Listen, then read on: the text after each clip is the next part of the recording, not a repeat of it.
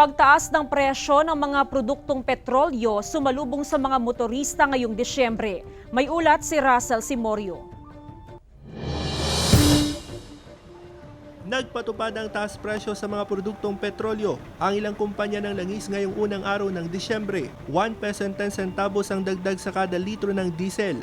1 peso 15 centavos naman ang taas sa presyo ng kada litro ng gasolina at 1 peso 10 centavos din ang dagdag sa presyo ng kada litro ng kerosene. Wala kaming magagawa.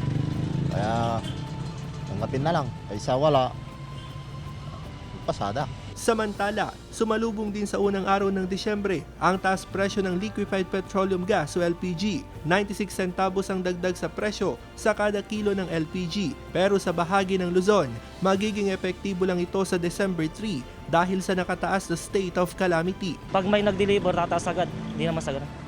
Parang pag nagpataas sila ng presyo, doon kami nag-approve na tataas. Matumal pa rin ang bentahan ng mga prutas sa Urdaneta City Bagsakan Market kahit pa malapit na ang Kapaskuhan. Ayon sa ilang tendera, mas lalo raw tumumal ang bentahan ng prutas dahil sa pandemya. Kaya ang ibang tendera, pinopost na lang online ang mga panindang prutas para mas lalong makabenta. Tiniyak naman ng Market Division na sapat ang supply ng prutas sa Kapaskuhan. Wala akong problema sa supply, marami akong supply. Tsaka yung mga seasoned na fruits like dalandan, gano'n. Meron naman, marami na rin dumarating ngayon. Actually, karatapos lang itong rambutan at dansones. Marami pa rin supply. Russell Simorio, Balitang Amyanan.